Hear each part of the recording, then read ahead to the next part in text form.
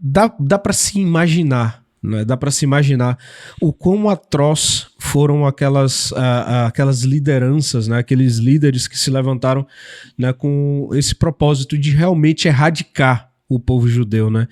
E eu queria ouvir, pastor, novamente, o senhor abordou esse ponto que para mim é muito importante, sobre como a nação judia, né? Os judeus, eles estavam de fato ali, né? No centro, no núcleo, né? Envolvidos nisso, né?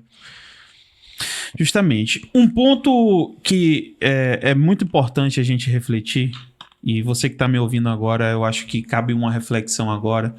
É muito utilizado um termo moderno hoje chamado antissemitismo, né? Que é uma versão acerca dos descendentes de Sem, que onde provém, né? O Sem é um dos filhos de Noé, que onde vem a continuidade da geração de onde provém Abraão, né? Então, da onde que vem esse sentimento antissemitismo? Da onde que vem essa postura, né? Em qual momento a gente consegue evidenciar essa postura de ódio, né, de algumas pessoas acerca dos judeus? O porquê, né, esse ódio, o porquê esse incômodo, o porquê dessa insatisfação, o porquê de não tolerar a sobrevivência, de ser quebrado todas e quaisquer questões morais e éticas e prudentes e corretas para se justificar.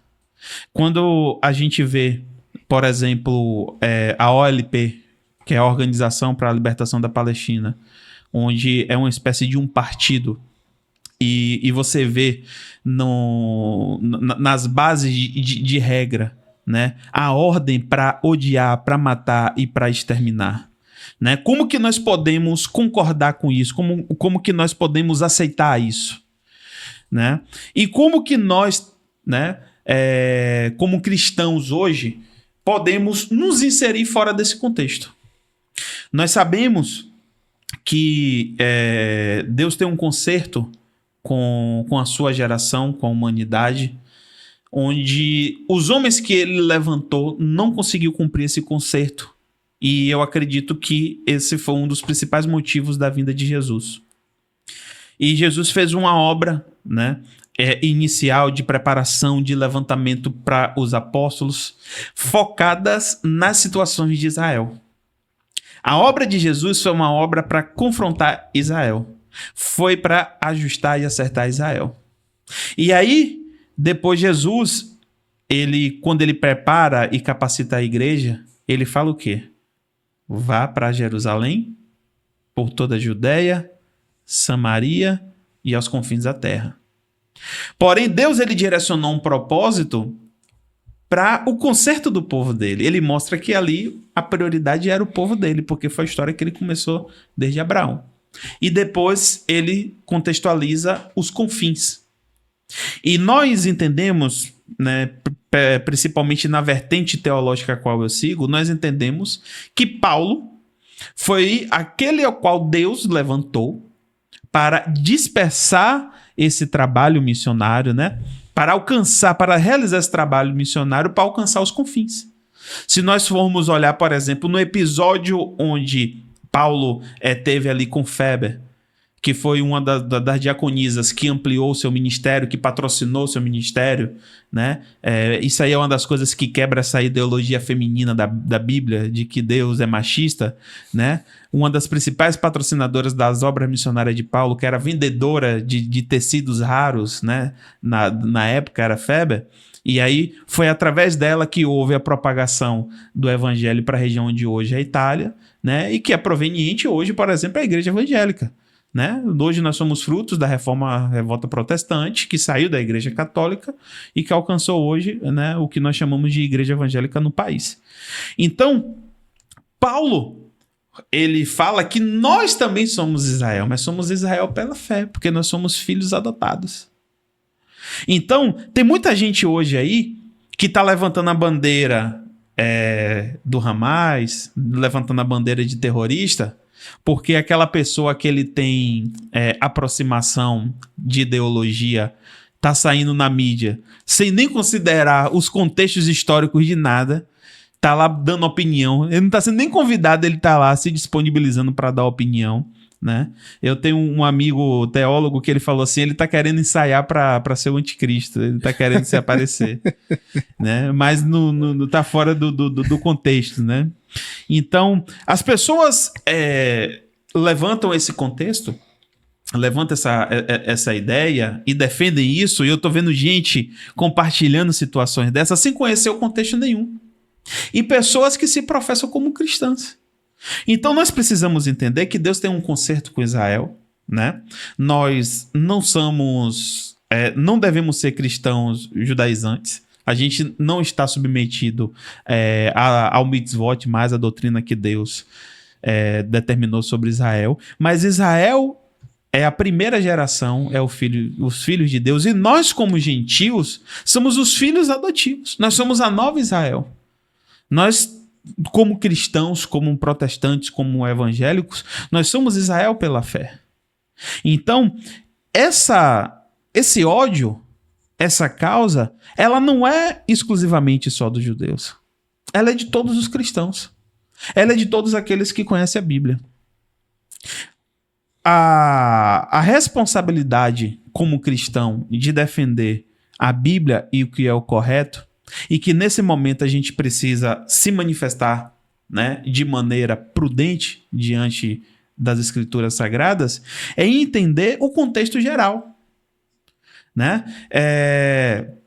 Aí muita gente falou o seguinte, mas Israel tá matando também, né? Israel bombardeou lá, Israel bombardeou uma creche, Israel bombardeou um local que era um hospital, Israel travou a ajuda humanitária.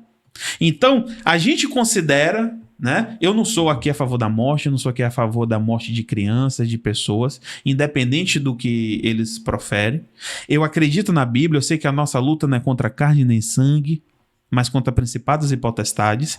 Mas a gente precisa entender dentro de um contexto desse tipo, em de que como é tão difícil para Israel ter uma determinada postura diante de uma situação dessa, sendo que ela tinha uma certa tolerância.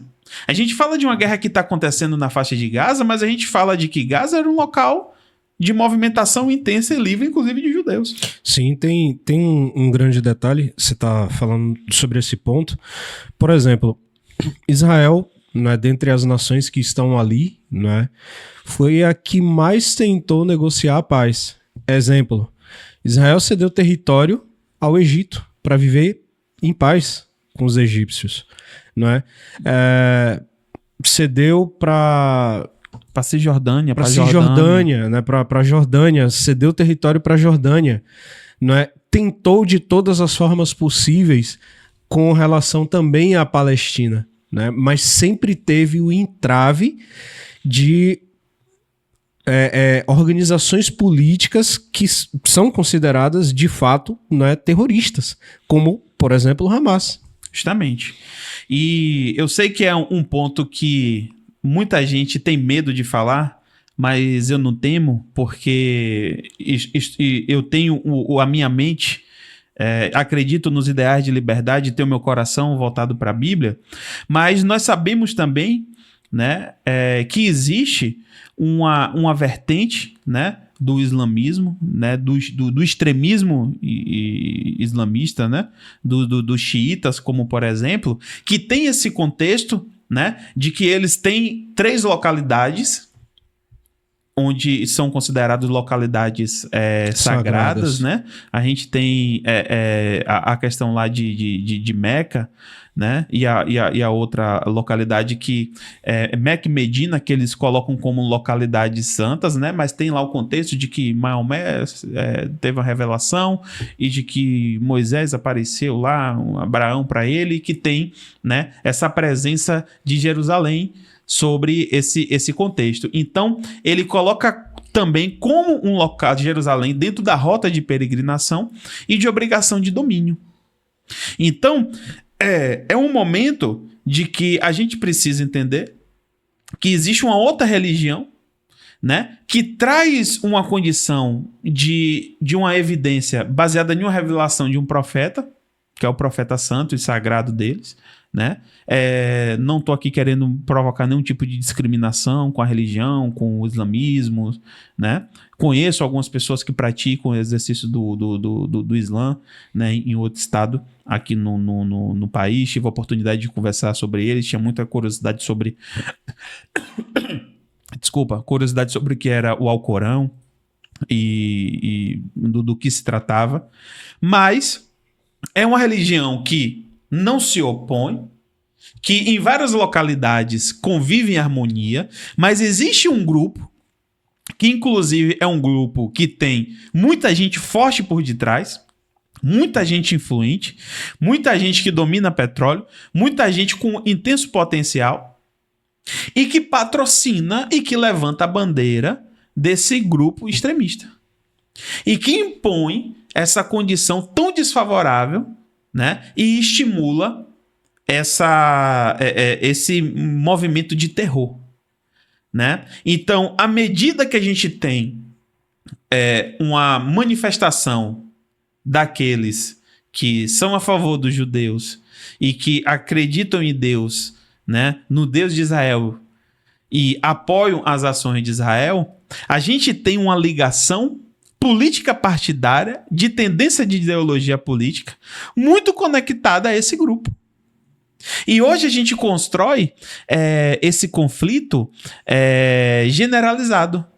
É como parece que hoje o mundo está dividido entre quem é de direita, quem é de esquerda. E de esquerda. Então, quem é de direita apoia Bolsonaro, Trump, apoia a família, Deus, pátria. E quem é de esquerda, né, apoia a Rússia, apoia a Hamas, apoia a Palestina. China e por aí vai. E por aí vai.